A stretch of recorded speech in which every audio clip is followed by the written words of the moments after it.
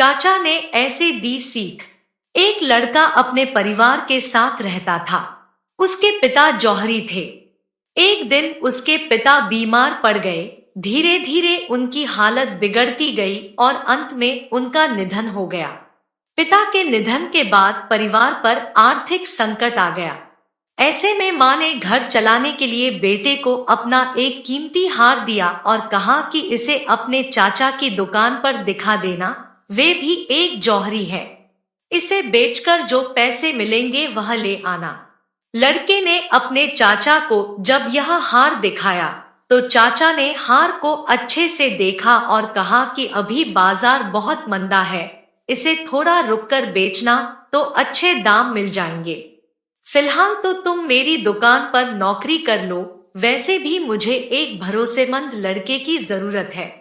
लड़का अगले दिन से दुकान का काम सीखने लगा। वहां उसे हीरों व रत्नों की परख का काम सिखाया गया। अब उस लड़के के घर में आर्थिक समस्या नहीं रही। धीरे धीरे रत्नों की परख में उसका यश दूर दराज के शहरों तक फैलने लगा। दूर दूर से लोग उसके पास अपने गहनों की परख करवाने आने लगे। एक बार उसके चाचा ने उसे बुलाया और कहा कि जो हार तुम बेचना चाहते थे उसे अब ले आओ। लड़के ने घर जाकर मां का हार जैसे ही हाथ में लेकर गौर से देखा तो पाया कि वह हार तो नकली है। वह तुरंत दौड़कर चाचा के पास पहुंचा और उनसे पूछा कि आपने मुझे तभी सच क्यों नहीं बताया जब मैं इस हार को बेचने आया था।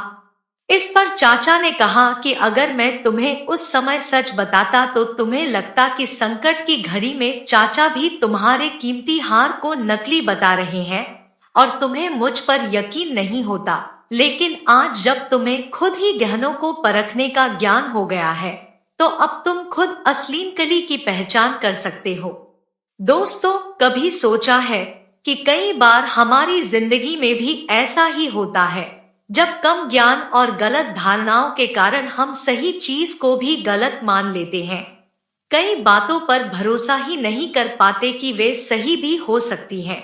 उम्र और समय के साथ जब हमें ज्ञान हो जाता है तब हमें एहसास होता है कि उस वक्त हम कितना गलत थे।